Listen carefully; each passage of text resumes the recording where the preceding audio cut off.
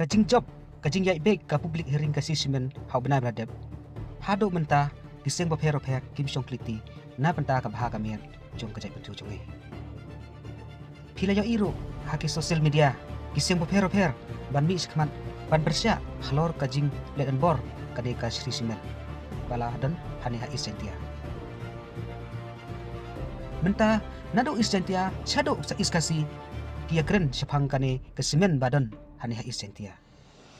Balai nalor kiseng halang bapher hado kaseng piro kamtam nagaling ki SU kila aipor ya ka sorkar hado kasan sengi ban pendam ya kani ka publik iri.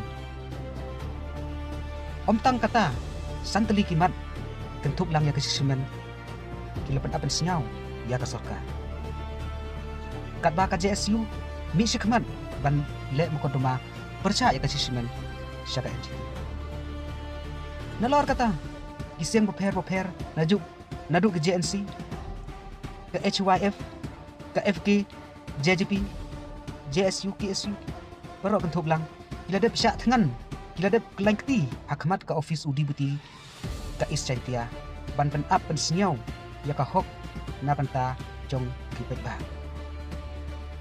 hak tu kesini gila iro ya ka jing syak thang tidur bula hadu lain ngut ministar jong ka jela nadu UCM kondra kisama bat angut jadi buti si ministar kami kalia.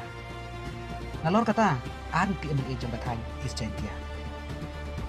Balai kat kani ka jing yakhi ka ba klem song thai na kaleng ka se bapher shanu ida loy ki rang ba kim kren halor kane ka isu ka jing jong batang khamtam ibru hagatu basin. Shanu balai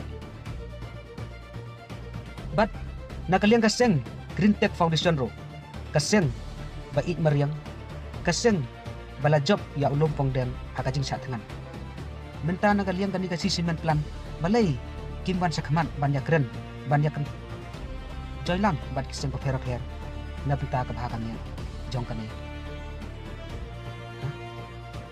na ay kuble ya kiseng bapher bakimi sakman alor kan bat nakaliang kaseng BPP ro badaya lam da upus aden melar basamot kila de perkut ro ya sekretariat ado cipau teli kimat untuk lang ya kanai sismen upus dan ula angro balai ka sarkar ka sengap abadan ka skor yo iki keman balai ado mentak lem jubat ya ka jingi ki jami ko kinong kersan aga jingmu chongki halo kane pisnyo kumno balai ka sarkar kale kelut kale akmat la yani Nadanga bakala, singa bahamak niya. Bendaik hati ko ng church.